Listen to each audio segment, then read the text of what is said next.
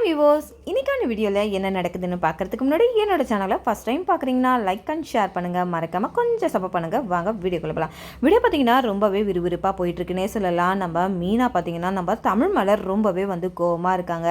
நம்ம ஜெயராணியை அந்த ஆஃபீஸில் கொண்டு வந்ததுனால நம்ம தமிழ் மேலே அவங்களுக்கு ரொம்பவே கோவம் ஏற்பட்டு கொஞ்ச காலமாக நம்ம தமிழ்கிட்ட மனஸ்தாபத்தோடு இருக்காங்க. இந்த பக்கம் நம்ம ஜானுமாவும் இந்த வீட்டில் தமிழ்கிட்ட பேசாமையே இருக்காங்க. இதை நினச்சி நம்ம தமிழ் ரொம்பவே வருத்தப்பட்டு இருக்காங்க. அப்பதான் ஜானுமாவோட பிறந்த நாளுக்கு நம்ம ஜானுமா எதிர்பார்க்காத ஒரு கிஃப்டை அவங்க கொடுத்து அவங்க மேலே கொஞ்சம் அவங்களுக்கு இருக்கிற அந்த கோவத்தை தனிய வச்சுட்டாங்கன்னே சொல்லலாம்.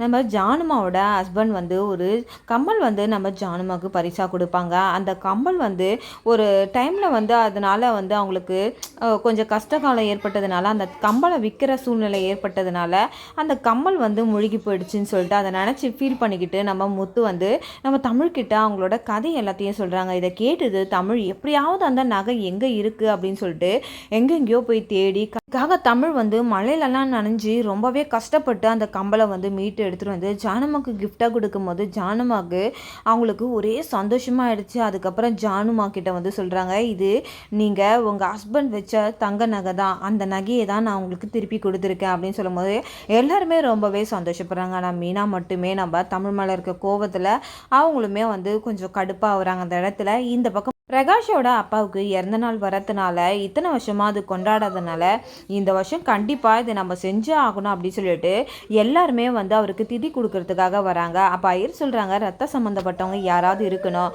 அவங்க கொடுத்தா ரொம்பவே நல்லது அப்படின்னு சொல்லிட்டு சொல்கிறாங்க.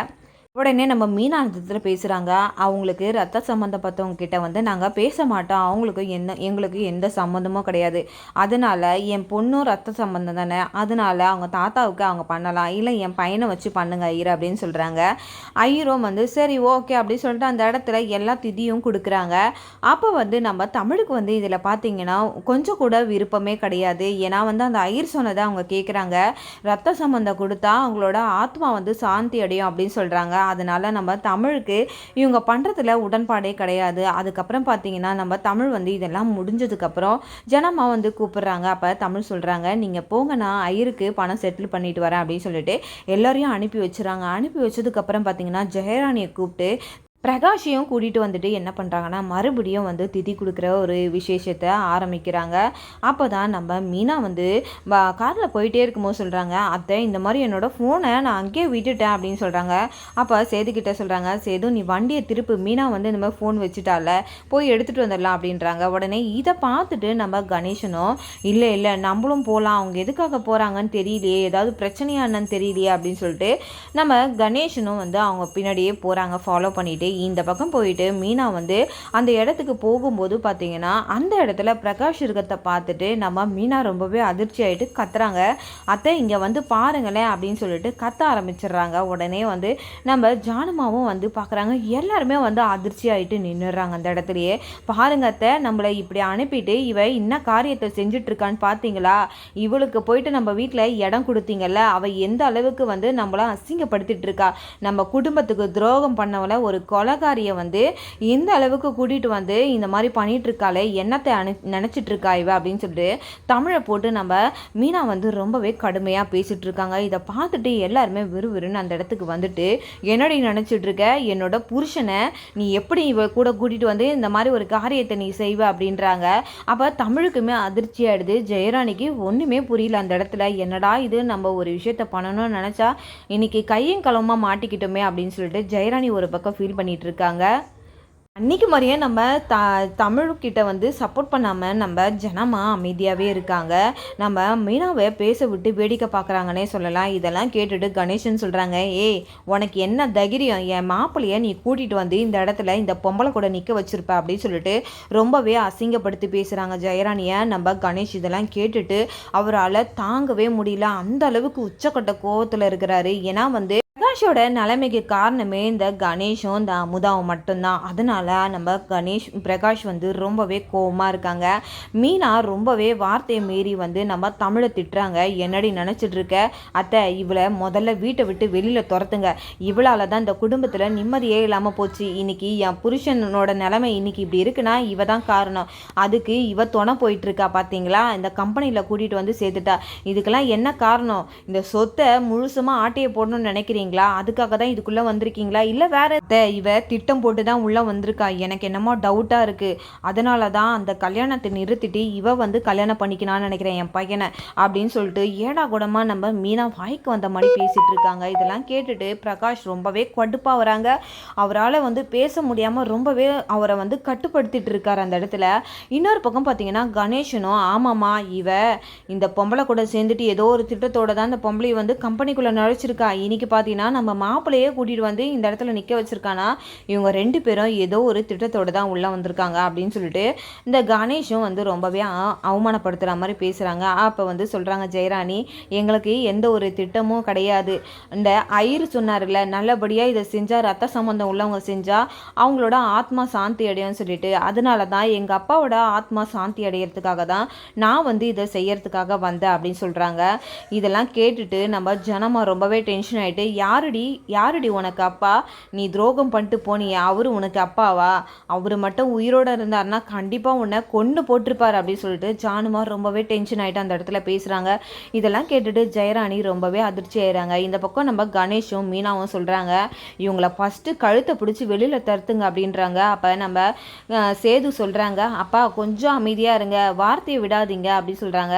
ஏய், நீ என் புள்ளன்னு சொல்லிக்கிறதுக்கே எனக்கு அசிங்கமாக இருக்கடா. நம்ம வீட்டில் இந்த மாதிரி ஒரு துரோகம் நடக்குது, அவளுங்களை பிடிச்சி நீ வெளியில் தள்ளாமல் இந்த மாதிரி அவளுங்களுக்காக நீ சப்போர்ட் பண்ணிட்டு இருக்கிய, எனக்கே உன்னை நினச்சா அசிங்கமாக இருக்குது அப்படின்னு சொல்லிட்டு ஒரு பக்கம் சேதுவை பிடிச்சி கணேஷ் வந்து திட்டிகிட்டு இருக்காங்க.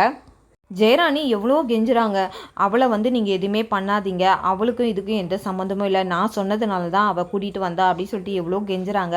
போதும், நிறுத்துங்க உங்களோட நடிப்பை, இதுக்கு மேலே யாரும் உங்களோட நடிப்பை நம்ம தயாராக இல்லை அப்படின்னு சொல்லிட்டு ஒரு பக்கம் பேச, இந்த பக்கம் நம்ம கணேஷும் நம்ம அமுதாவும் நம்ம தமிழையும் ஜெயராணியும் பிடிச்சி தள்ளி விடுறாங்க. தள்ளி விட்டதுக்கப்புறம் பார்த்தீங்கன்னா நம்ம பிரகாஷ் வந்து ஒரு அதிரடியாக எந்திரிச்சு அவங்க என்ன பண்ணுறாங்கன்னா நம்ம தமிழையும் நம்ம ஜெயராணி பிடிக்கிறாங்க.